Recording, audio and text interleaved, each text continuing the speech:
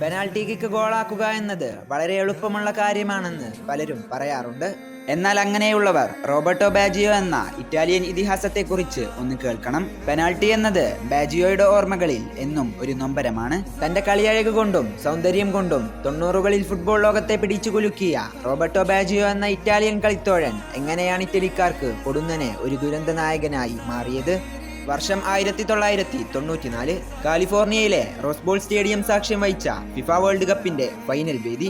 ഗോളുകളൊന്നും പിറക്കാതെ മത്സരം അധിക സമയവും പിന്നിട്ട് പെനാൽറ്റി ഷൂട്ടൌട്ടിലേക്ക് നീളുന്നുണ്ട്. ഇറ്റലിയുടെ 5ാം കിക്കിനായി പെനാൽറ്റി സ്പോട്ടിലേക്ക് നടന്നെടുത്ത ആ 10ാം നമ്പറുകാരന്റെ കാലുകളിലേക്ക് ലോകജനതയൊന്നടങ്കം ഉറ്റുനോക്കുന്നു. തങ്ങളുടെ പ്രിയ താരം ആ കിക്ക് പാഴാക്കില്ലെന്ന് ഇറ്റാലിയൻ ആരാധകരും സഹതാരങ്ങളുമെല്ലാം ഉറച്ചു വിശ്വസിച്ചു. റഫറിയുടെ വിസിൽ പ്രകാരം പന്തിനടുത്തേക്ക് പതിയെ ഓടിയെടുത്ത ബാജിയോ ഗോൾ കീപ്പറെ തന്റെ വലതുവശത്തേക്ക് വീഴ്ത്തി പോസ്റ്റിന്റെ ഇടതുമൂലയെ ലക്ഷ്യമാക്കി ഒരു ഷോട്ട് തീർക്കുന്നു. എന്നാൽ അയാൾ തൊടുത്തുവിട്ട ആ ഷോട്ട് ലക്ഷ്യത്തിൽ നിന്നും തെന്നിമാറി പോസ്റ്റിന് മുകളിലൂടെ കടന്നു പോകുമ്പോൾ ലോകമൊന്നടങ്കം അവിശ്വസനീയതയോടെയാണ് ആ കാഴ്ച കണ്ടുനിന്നത്. ബ്രസീൽ ടീം അംഗങ്ങൾ വിജയാഘോഷത്തിൽ ആനന്ദ നൃത്തം വെക്കുമ്പോൾ ഇറ്റലിയുടെ ആ 10ാം നമ്പറുകാരൻ പെനാൽറ്റി ബോക്സിൽ തലകുനിച്ച് നിൽക്കുന്ന ആ രംഗം ഫുട്ബോൾ ആരാധകർ ഒരിക്കലും മറക്കില്ല.